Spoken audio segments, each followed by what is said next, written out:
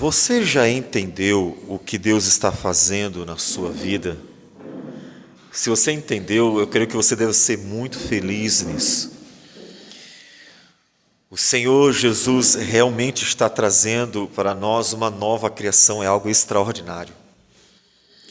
O Senhor Jesus está transformando tudo em nós, está mudando, tirando de nós tudo aquilo que desagrada e trazendo para nós a sua própria vida, a santidade do Senhor. É algo extraordinário.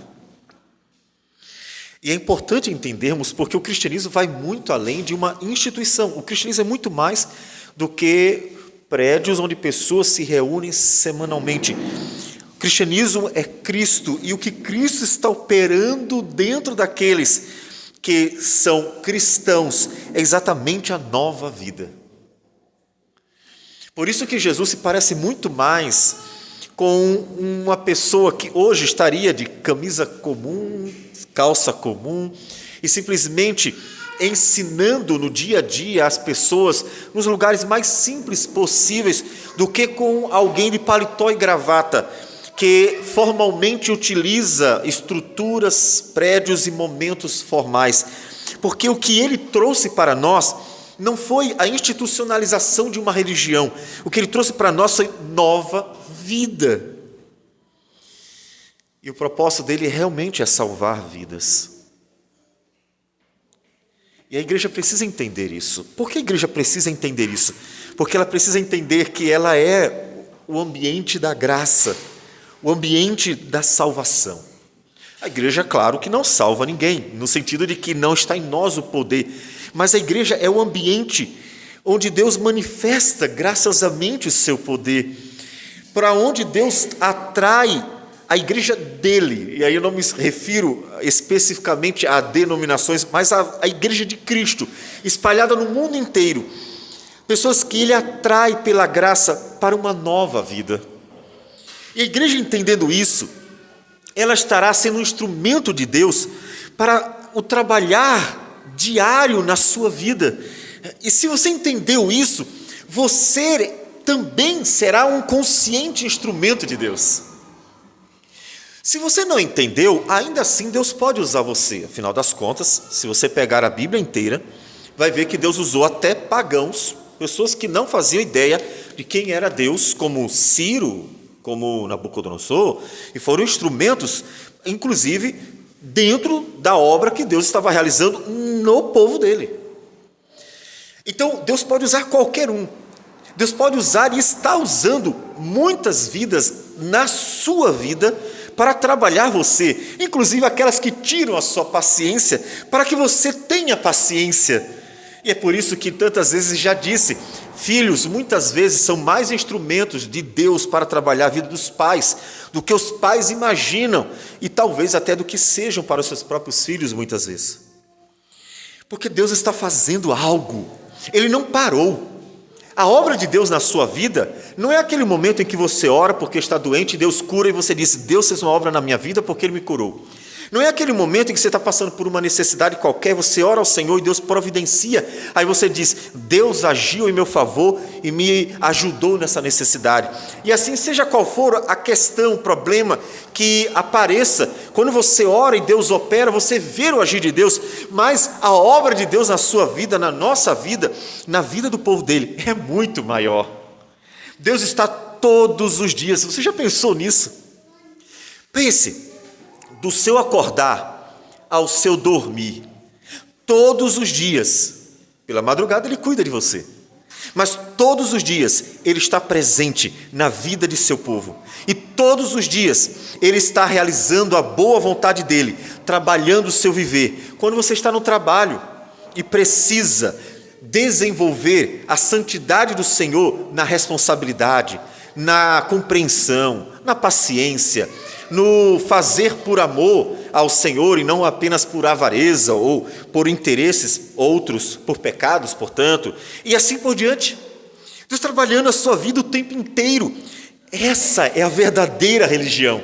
Foi por isso que na carta, Tiago, ele diz, a verdadeira religião é cuidar dos órfãos e das viúvas. Ele não está ensinando, em hipótese alguma, um assistencialismo, porque inclusive o apóstolo Paulo, ele diz assim, olha, nem toda viúva deveria receber auxílio da igreja, só aquelas que verdadeiramente se mostrarem dignas.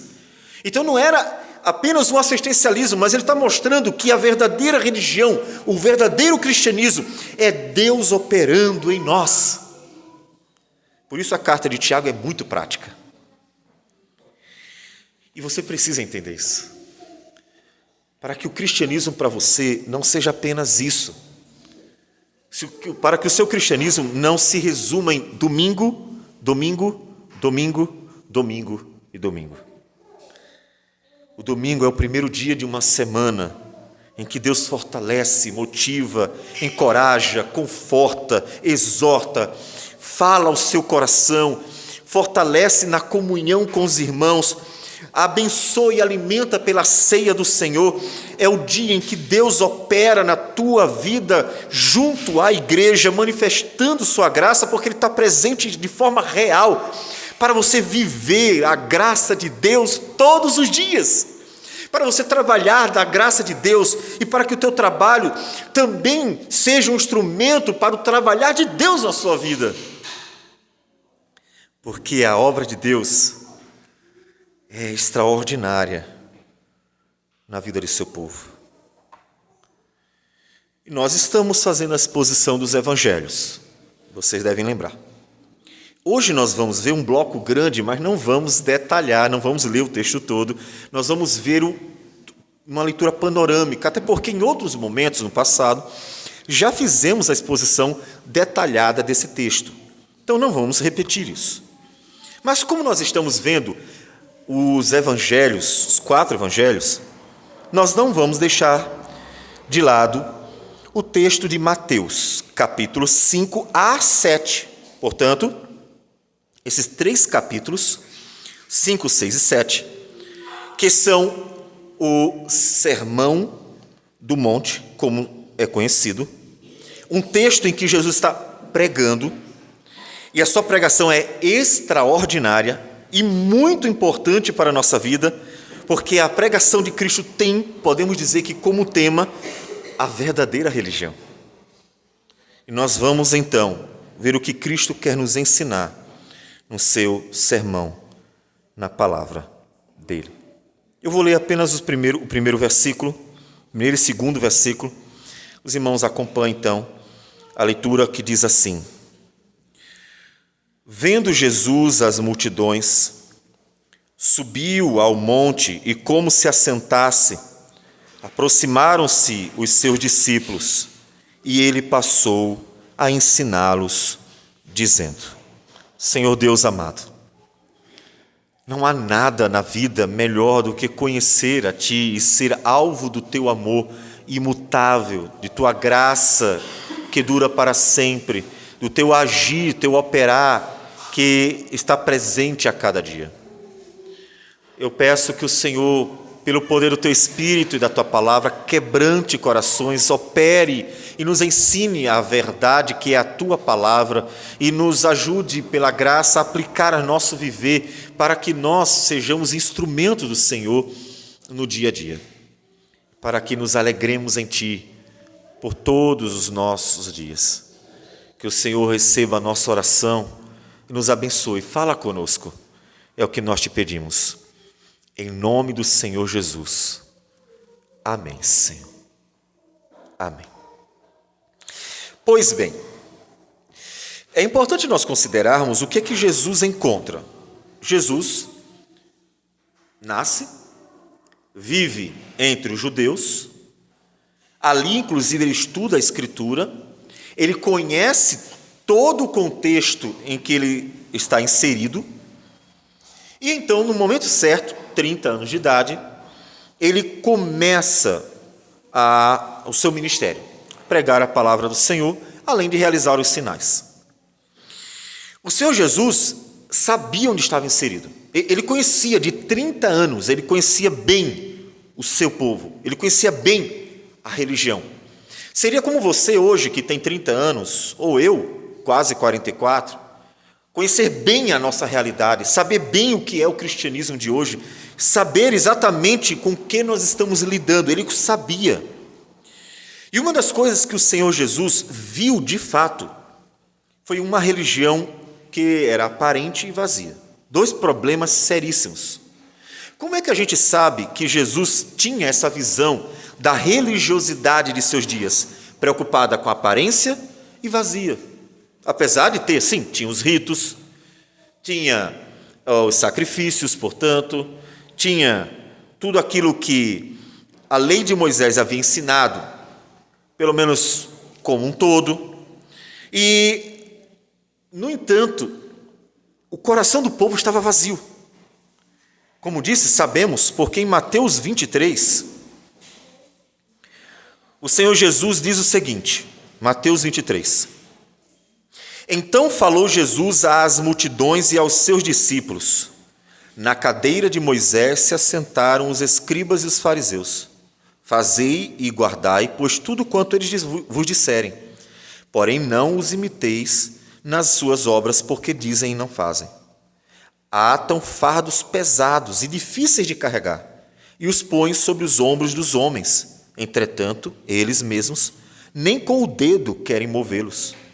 Praticam, porém, todas as suas obras com o fim de serem vistos dos homens, pois alargam seus filactérios, alongam as suas franjas, amam o primeiro lugar nos banquetes e as primeiras cadeiras nas sinagogas, as saudações nas praças e os serem chamados mestres pelos homens. Então observe que a visão que Jesus tem da sua época é uma religião de aparências, mas vazia. Então, quando o Senhor Jesus senta para ensinar as multidões, nesse sermão que ele vai mostrar o que verdadeiramente é a religião que Deus quer do povo dele, o Senhor Jesus está tocando no coração do problema. O Senhor Jesus veio para falar exatamente o que eles precisam, algo que já disse em outro momento. Toda pregação na Escritura tem um caráter pessoal. Toda pregação ela é direcionada ao público de acordo com a sua necessidade. E Jesus está falando de algo profundamente necessário. Ele está ensinando para eles que, de fato, o que Deus queria do seu povo era um coração. Um coração. Não apenas uma aparência, mas um coração. Então, nós vamos dividir os blocos do sermão do Senhor Jesus. O sermão é grande, como disse, capítulo 5 até o capítulo 7, mas dá para dividi-lo em blocos. E nesses blocos nós vamos ver a mensagem geral, não vamos detalhar cada versículo, portanto. E ao olhar para a mensagem geral, nós conseguimos ver o que ele quer transmitir para nós como um todo. E o Senhor Jesus começa com as bem-aventuranças. Vamos ao texto. Mateus capítulo 5, versículo 3. Primeiro momento, início do sermão do Cristo. Bem-aventurados os humildes de espírito, porque deles é o reino dos céus. Bem-aventurados os que choram, porque serão consolados. Bem-aventurados os mansos, porque herdarão a terra. Bem-aventurados os que têm fome e sede de justiça, porque serão fartos. Bem-aventurados os misericordiosos, porque alcançarão misericórdia. Bem-aventurados os limpos de coração, porque verão a Deus. Bem-aventurados os pacificadores, porque serão chamados filhos de Deus. Bem-aventurados os perseguidos por causa da justiça, porque deles é o reino dos céus. O Senhor Jesus começa com uma palavra que, ao mesmo tempo que é um desafio, é um consolo para as pessoas. Por que é um consolo ao mesmo tempo que é um desafio?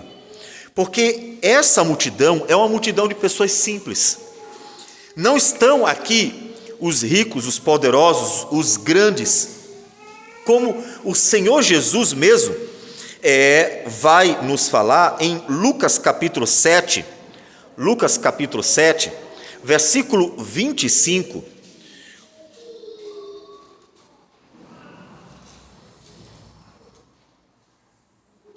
O Senhor Jesus, falando de João Batista, ele diz assim: que saístes a ver? Um homem vestido de roupas finas? Os que se vestem bem e vivem no luxo assistem nos palácios. Eles não estavam ali. Você não encontrará aqui o sumo sacerdote, não encontrará aqui Herodes ou Pôncio Pilatos.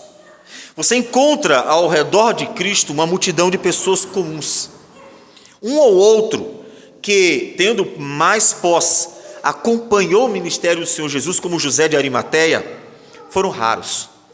A maioria eram pessoas necessitadas em todos os sentidos, pessoas simples, pessoas do povo, pessoas desprezadas, como em João capítulo 7, versículo 49, os fariseus se dirigem para a multidão da seguinte forma: quanto a esta plebe que nada sabe da lei, é maldita. Este homem que chamou o povo de plebe e de maldita era um fariseu, era um homem dentro do grupo mais religioso dos judeus. Portanto, na sua época, eles eram os felizes, eles eram bem-aventurados, eles é que eram homens abençoados de tal modo que as orações eram bem vistas, eles eram chamados de mestres, eram destacados na sociedade, eram homens em que a bem-aventurança seria personificada diante da multidão. Eles eram homens que representavam a bênção de Deus, eram homens que na aparência deles estava a ideia de que Deus estava abençoando eles. Portanto, observe que a ideia, a noção de presença de Deus com alguém estava distorcida e passou a ser vista como um sinal de poder e riqueza. Isso não é incomum acontecer na história. Em Apocalipse, capítulo 3, a igreja de Laodiceia é uma igreja rica, bastada, é uma igreja que tem de tudo. E o Senhor Jesus se dirige a ela da seguinte forma: ao anjo da igreja em Laodiceia escreve: estas coisas diz o Amém, a testemunha fiel e verdadeira, o princípio da criação de Deus. Conheço as tuas obras, que nem és frio nem quente. Quem dera fosses frio ou quente. Assim, porque és morno e nem és quente nem frio, estou a ponto de vomitar-te da minha boca. Pois dizes: estou rico e abastado, e não preciso de coisa alguma, e nem sabes que tu és infeliz, sim, miserável, pobre, cego e nu. Infeliz. Exatamente o oposto da bem-aventurança de Cristo. Quando Jesus diz para a multidão simples, humilde, que não tinha nada de mais, que bem-aventurados eram os humildes de espírito, os que choram, os mansos, os que têm fome e sede de justiça e assim por diante, o Senhor Jesus consola uma multidão, mostrando que de fato eles poderiam ser os mais felizes de todos os homens, inclusive quando perseguidos por causa da justiça. O Senhor Jesus começa a corrigir a visão de reino, a visão de bênção de Deus, porque naquela época, poderíamos dizer, a Universal se daria muito bem, porque a visão de reino estava focada no físico material. As bênçãos de Deus seriam ter riquezas, poder e, portanto, ser bem visto pela sociedade, pelo que tem. O Senhor Jesus corrige. Não é feliz aquele que tem muito, é feliz aquele que anda com Deus, verdadeiramente anda com Deus. E aqui nós já começamos a ver que o sermão do Senhor Jesus vai mexer com algo muito importante. Ele vai colocar em paralelo a aparência e o coração. O Senhor Jesus encontra uma religião de aparência e ele vai mostrar que aquilo que Deus quer é o coração do homem, que aquilo que é aparente nem sempre condiz com a verdade do coração, e portanto o que Deus quer é aquilo que autor de Provérbios diz: dá-me o coração. O que Deus quer é o coração do homem. E felizes são aqueles que, por mais que aos olhos dos homens não tenham nada de aparente que se destaque, que chame a atenção, bem-aventurados, felizes são aqueles que aos olhos de Deus têm um coração que o agrada, porque o Espírito de Deus está operando na vida deles.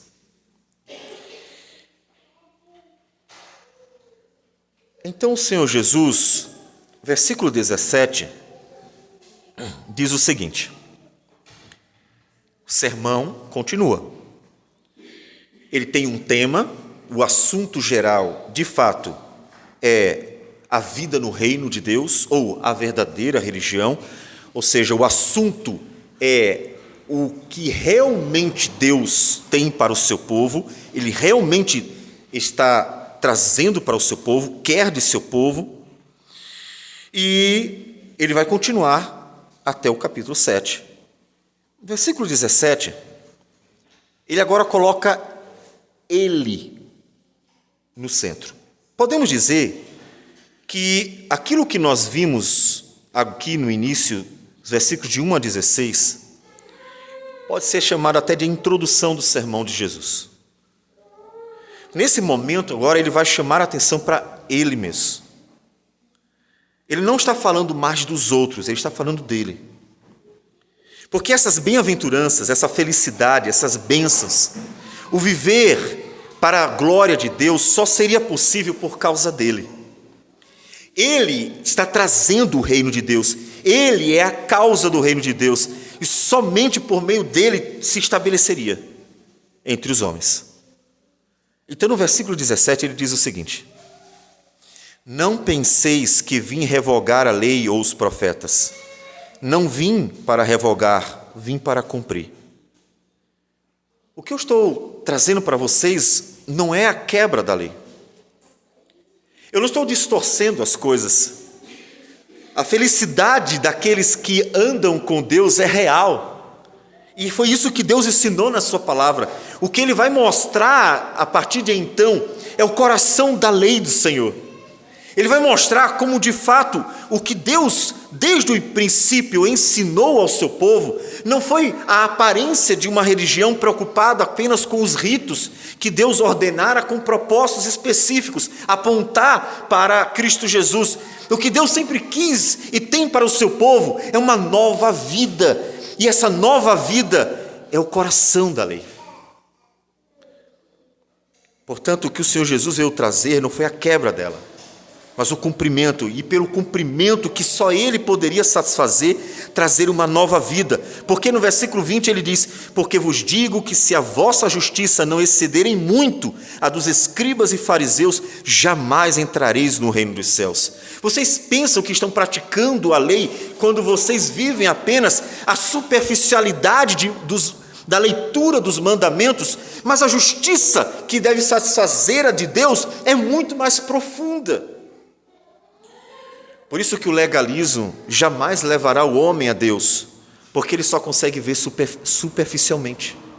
Ele não consegue ver a profundidade da lei do Senhor, que exige uma justiça que você é incapaz de dar a Deus, uma justiça que nós somos incapazes de satisfazer, que é a justiça de Deus. Portanto, só Cristo poderia cumprir plenamente, perfeitamente, cabalmente. E por isso que a mensagem do reino está relacionada a Ele. Não se vive o reino de Deus sem Cristo. Não era possível trazer o reino de Deus sem Cristo, porque só Cristo poderia satisfazer a justiça de Deus completamente. E para ser feliz neste reino, somente por meio de Jesus, por meio de Cristo. Então, antes de continuar, eu gostaria de perguntar para você: você se sente feliz pertencendo ao reino de Deus dentro do contexto em que você vive? Mesmo que você não seja rico, mesmo que você não tenha tudo o que você quer, mesmo que você viva uma vida simples, humilde, mesmo que você seja perseguido por causa da justiça, você se sente feliz? Nós temos visto em nossos dias que a ideia de reino de Deus está novamente sendo associada à ideia de bem-estar aparente. Tanto que as pessoas têm propagado muito a ideia de que aqueles que conseguem ter uma vida aparente boa, bonita e agradável são os bem-sucedidos. As igrejas mais ricas são as mais bem-sucedidas e coisas dessa natureza. E a gente sempre julga a bênção de Deus pela aparência daqueles que estão desfrutando de coisas que se podem ver. E aí aqueles que não têm, muitas vezes se julgam não abençoados ou não bem-aventurados. E é por isso que entidades religiosas como a Universal estão cheias. Porque as pessoas julgam ainda novamente que as bênçãos de Deus se manifestam, são medidas pelo que se tem. Você precisa entender que o reino de Deus, como disse Jesus, se manifesta em nós e não fora de nós. Que felizes e mais felizes são muitas vezes os perseguidos por causa da justiça, porque deles é o reino dos céus, como diz Jesus no versículo 10. Ele diz ainda no versículo 12, regozijai-vos, exultai, porque é grande o vosso galardão nos céus, pois assim perseguiram aos profetas que viveram antes de vós. O reino de Deus, disse Jesus, não vem em forma visível e aparente, ele está dentro de vocês. A felicidade do reino é a presença do Espírito de Deus em nós, que foi possível por causa do Espírito, por causa de Cristo Jesus que veio, satisfez a justiça de Deus e então nos deu o seu Espírito para nós vivermos a nova vida que Ele trouxe por meio da sua cruz, por meio da sua ressurreição, vencendo a morte. O reino de Deus é a nova vida que Deus tem para nós. Por isso você precisa refletir sobre esse primeiro ponto de Cristo, a bem-aventurança. Ela é aplicada pelo apóstolo Paulo em Filipenses, quando ele diz para a igreja, mais de uma vez, estando ele preso. O apóstolo Paulo, ele não estava num delicioso churrasco, ele estava preso. E ele diz à igreja, alegrai-vos sempre no Senhor. Outra vez digo, alegrai-vos. E acerca de sua própria vida, ele diz, aprendi a viver contente em toda e qualquer situação. E ele estava feliz em toda e qualquer situação. É claro que as lutas eram grandes. Ele não nega. Mas em Paulo poderíamos ver a bem-aventurança de um homem que anda com o Senhor e tem alegria no Senhor, porque de fato o reino de Deus também estava nele, como um súdito deste reino, como um filho de Deus, por causa de Cristo Jesus. Por isso que é importante Jesus ter falado sobre ele, porque tudo aquilo que ele vai nos anunciar só é possível por causa dele. O que Jesus quer não é dizer a você, você tem que ser rigoroso no cumprimento da lei, caso não, você não vai ser salvo. Ele não está ensinando a salvação por obras, ele está mostrando a profundidade da aplicação da lei do Senhor, mostrando a você que você sozinho jamais conseguiria cumprir, mas ao mesmo tempo estimulando a você glorificar a Deus por meio dessa nova vida. Ou seja, o viver no reino de Deus, ele tem a ver com a profundidade daquilo que Deus quer de nós e começa aqui no coração. Por isso eu gostaria de perguntar a você, como está o seu coração? Eu não quero saber como está a sua aparência, eu não quero saber a roupa que você está usando, eu não quero saber onde você mora, eu não quero saber a aparência de tudo aquilo que você vive. Eu estou perguntando para você, como está o seu coração? Porque o coração é de onde vêm as fontes da vida, disse Cristo, e é onde o Espírito opera em nós. Como está o seu coração? Então nós temos uma sequência em que o Senhor Jesus, a partir do versículo 21, Mateus 5, versículo 21 em diante, vai nos mostrar a verdadeira vida do reino, aplicando com profundidade o que Deus sempre quis. O homem ouviu, não matarás. Jesus ensina, porém, é para você amar no coração.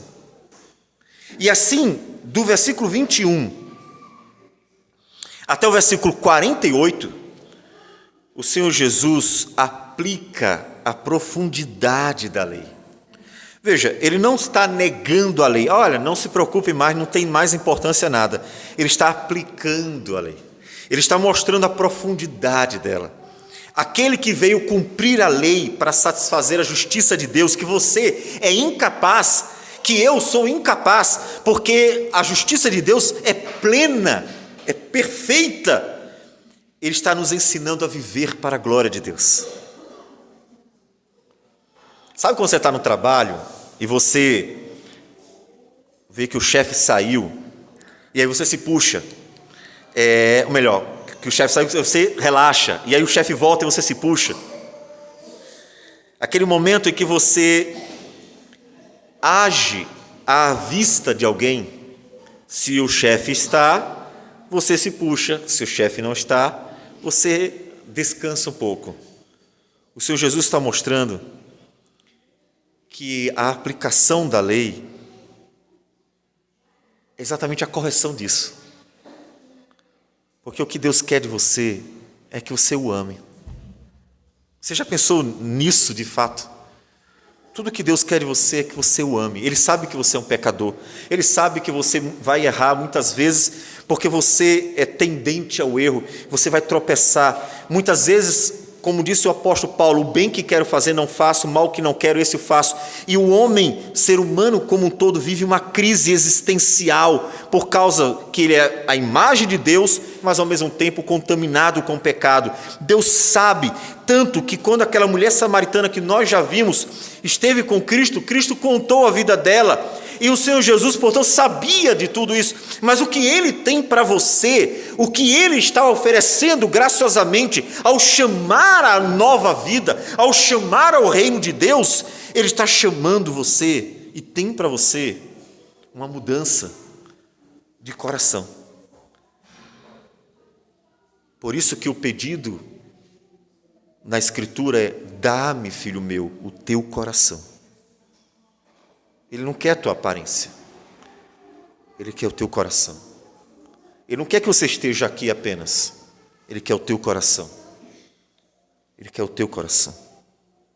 E todos os mandamentos têm uma aplicação para o coração do homem. Não apenas o cumprimento externo e aparente, mas tem a ver com o coração do homem. E Deus fala profundamente ao teu coração. Veja que Jesus está rompendo com uma religião de aparência, mas vazia. Onde as pessoas estavam preocupadas em mostrar que davam dízimo, estavam preocupadas em orar para ver todo mundo ver que orava. As pessoas estavam preocupadas em estar presente nos cultos para todo mundo ver que estava presente, estavam preocupadas em se destacar, inclusive sendo chamados de mestre tantas vezes, estavam preocupadas com a aparência, mas não estavam se importando com aquilo que realmente Deus queria, com o coração. Você ama a Deus em seu coração? Você ama a Deus de verdade, calado em casa, deitado e fora dos olhos de todas as pessoas? Você ama a Deus de todo o seu coração?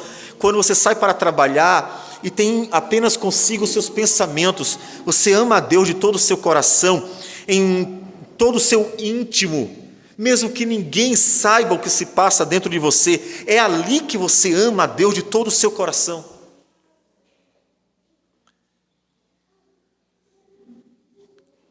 Todos os mandamentos têm uma aplicação para o nosso coração, para dentro dele. Para dentro dele. E o Senhor Jesus mostra isso para eles.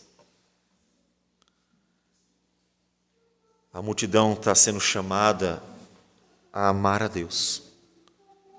O mais interessante é que ao fazer isso, o Senhor Jesus conduziu todo mundo exatamente para o primeiro grande mandamento. Porque todos sabiam que o coração da lei é Deuteronômio capítulo 6, versículo 5. Tanto sabiam que esse é o coração da lei, que mais à frente, em Mateus 22, quando uma pessoa chega e aborda o Senhor Jesus, o intérprete da lei, pergunta para Cristo qual é o grande mandamento na lei. Jesus responde: amarás o Senhor teu Deus de todo o teu coração, de toda a tua alma, de todo o teu entendimento. Este é o grande e o primeiro mandamento. Quando Jesus repete a lei e aplica ao coração do povo, ele está aplicando, mostrando que o coração da lei é o amor a Deus. E é claro, decorrente deste, o segundo, que ele mesmo cita, o segundo semelhante a este é: amarás o teu próximo como a ti mesmo. Destes dois mandamentos dependem toda a lei e os profetas. Portanto, quando Jesus aplicou a profundidade da lei, ele fez exatamente aquilo que eles já sabiam, que o coração da lei era amar a Deus de todo o coração e o próximo como a si mesmo. Por isso eu quero que você se pergunte todos os dias, ou reflita de tempo em tempo: você ama a Deus de todo o seu coração? Eu não estou perguntando se você erra, se você errou, se você em algum momento teve tristezas e até frustrações. Eu estou perguntando se você ama a Deus de todo o seu coração, se ele realmente está totalmente depositado no Senhor. Porque se você refletir nisso, você refletirá sobre o contentamento, você se alegrará no Senhor por ver que Deus está trabalhando a tua vida, você vai se regozijar porque Deus está falando ao seu coração, mesmo que seja rasgando ele por meio da exortação. Você vai reagir e agir diante de Deus de forma diferente, porque você tem prazer em ver Deus operando na sua vida, porque tudo que você deseja é glorificar a Deus, porque o Senhor ama. Assim, Jesus ensina o povo a amar a Deus de todo o seu coração na prática. Como é que se ama a Deus de todo o coração na prática? Vivendo para Deus. Começando aqui. Começando no mais íntimo do coração. E nós vamos vendo que Jesus está trabalhando isso, mais uma vez, capítulo 6. Agora, versículo 1 do capítulo 6. Jesus vai bater de frente, colocando novamente em paralelo a aparência e coração, Ele diz: guardai-vos de exercer a vossa justiça diante dos homens, com o fim de serdes visto por eles. Doutra sorte não tereis galardão junto ao vosso Pai Celeste. Você não tem que se preocupar com o que as pessoas vão ver de você ou vão falar de você, mas com o que Deus está vendo, e Ele olha o coração. Por isso que quando Ele fala do dar esmolas, jejuar, orar também, Ele fala contrastando aqueles que buscavam fazer essas coisas para serem vistos pelos homens, dos homens, e aqueles que no escondido, no recôndito do mais íntimo do seu coração, faziam as coisas mesmo sem ninguém ver. Porque é lá que estão os olhos do Senhor. Os olhos do Senhor estão fitos ao mais íntimo do coração do homem, porque é lá que está toda a verdade sobre ele. Quando Deus recebeu o primeiro culto de Caim e Abel e Caim, Ele olhou para o coração deles. A primeira demonstração foi aquilo que eles foram oferecer. Um ofereceu um animal, talvez um cordeiro, não sabemos exatamente que animal era, mas de seu rebanho ele ofereceu o melhor. O outro ofereceu daquilo que ele tinha, que era o trabalho dele como agricultor. E trouxeram diante do Senhor. Deus já disse: olha, o culto que eu quero é por meio do sacrifício de um animal. isso indicando já o sacrifício de Cristo Jesus. Mas Deus não olha só a aparência, Deus não olhou apenas o que tinha na mão. Ele não disser apenas, Caim, Abel acertou. Então, na próxima vez que você voltar, traz também do rebanho, porque é assim que eu quero ser adorado. Ele olhou para a oferta externa, mas o texto diz que ele se agradou de Abel e de sua oferta, e não se agradou de Caim e de sua oferta. E logo em seguida diz que o semblante de Caim simplesmente apareceu demonstrou o que estava no coração. Deus olhou para o coração deles. Abel ofereceu de todo o seu coração o que ele tinha de melhor. Mas Caim chegou diante do Senhor, não se sabe por qual razão, mas o seu coração não agradou a Deus.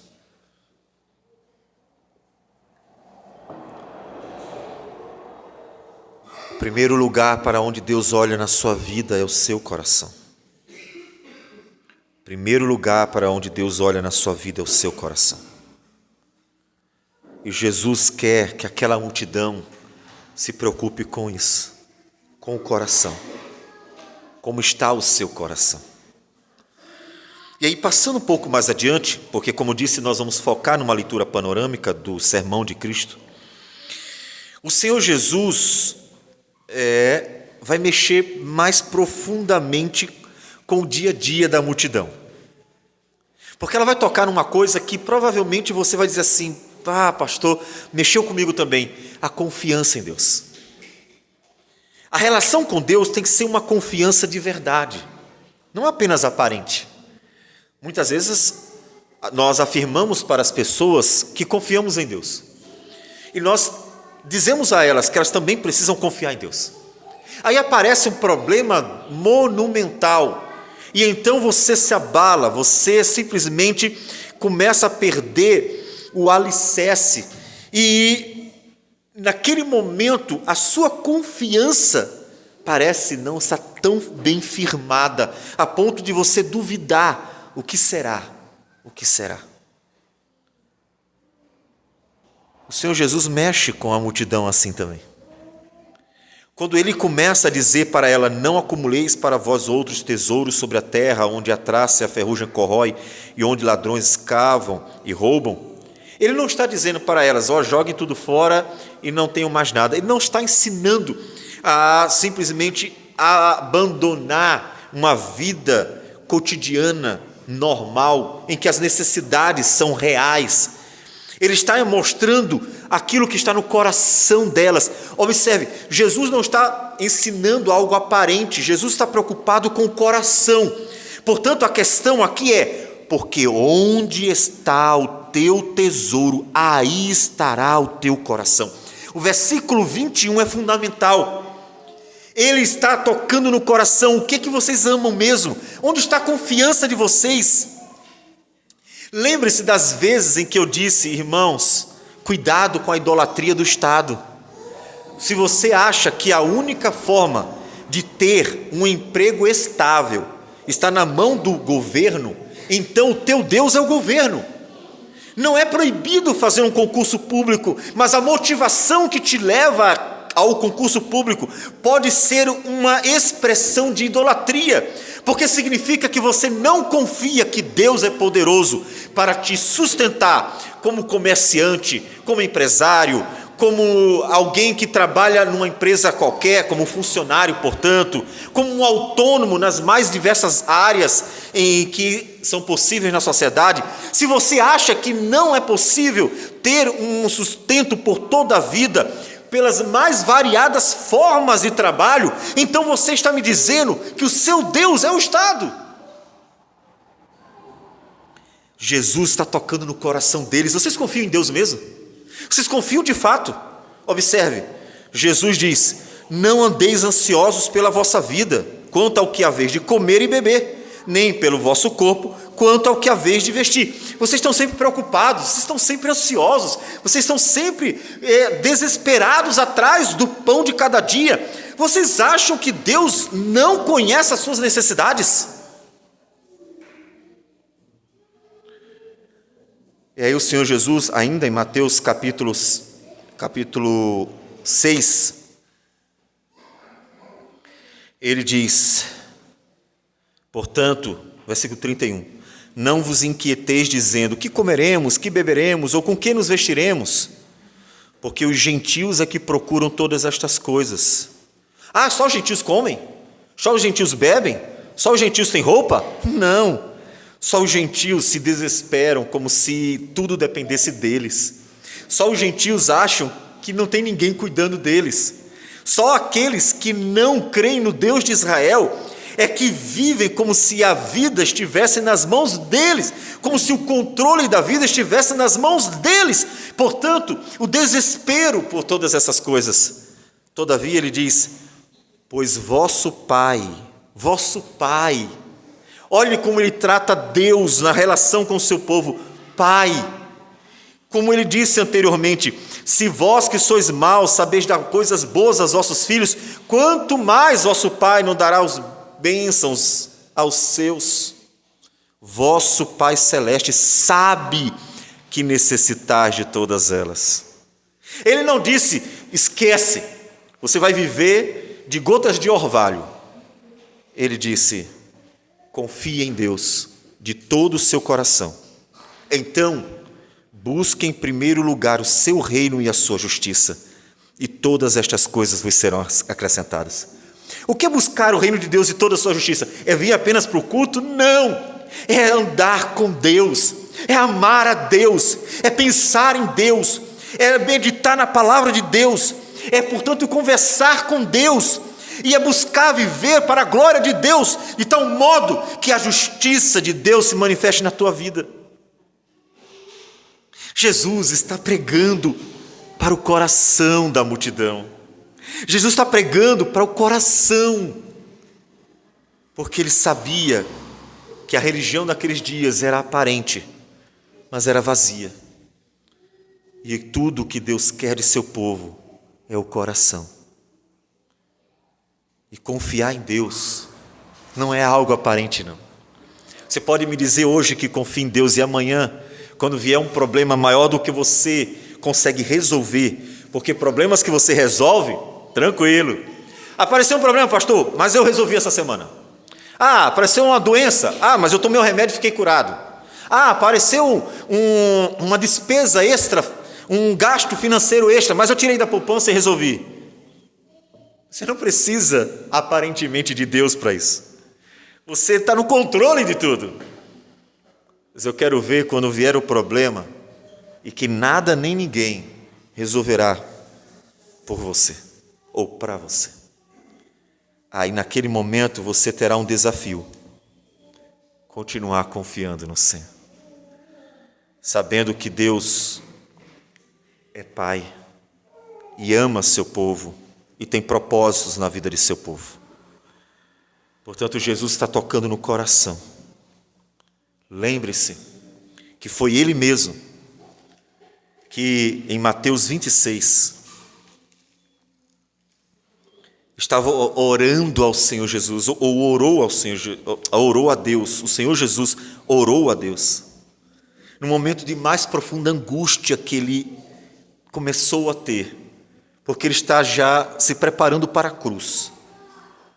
E na alma, ele diz, a minha alma está profundamente triste até a morte. Não era um probleminha, não. Ele ia para a cruz e a alma dele estava profundamente triste até a morte. E ele disse ao Pai, meu Pai, se possível, passa de mim este cálice. Todavia não seja como eu quero, e sim como tu queres. Isso é uma oração de confiança. Pai, não está como eu gostaria, está difícil, mas eu confio na tua vontade, é melhor do que a minha. E independente de ter que caminhar para a cruz, ele mostrou que confiou no Senhor. Ele sabia que era a vontade de Deus. Assim é o Sermão do Monte. O Senhor Jesus termina o sermão mostrando para eles que, de fato, tudo o que Ele quer está aqui. Que a verdadeira vida do seu povo está aqui. E, portanto, é aqui que você deve servir ao Senhor. É isso aqui, o coração que você deve entregar nas mãos do Senhor. E são essas as palavras que o Senhor Jesus diz que são o alicerce da vida no reino de Deus. Quando ele termina o sermão, versículo 28 e 29 diz assim: quando Jesus acabou de proferir estas palavras, estavam as multidões maravilhadas da sua doutrina, porque ele as ensinava como quem tem autoridade, e não como os escribas. Ele falou ao coração. As pessoas estavam impactadas. Aquela palavra não estava num nível superficial. Ele não foi legalista. Ele não as ensinou apenas ritos. Ele não se preocupou apenas com a aparência delas. Ele não estava tratando de uma religião de aparências mais vazia. Ele estava ensinando a vida no reino. E ele tocou profundamente no coração delas. E observe que o sermão de Cristo tem consolo, tem exortação e tem promessas. E todas elas falavam profundamente ao coração deles. Porque a vida no reino é a vida de um novo coração. Um novo coração. É o que Deus está fazendo em você. Deus está tratando um novo coração. Então viva para a glória de Deus dentro do seu coração. E tudo ao seu redor seguirá o seu coração.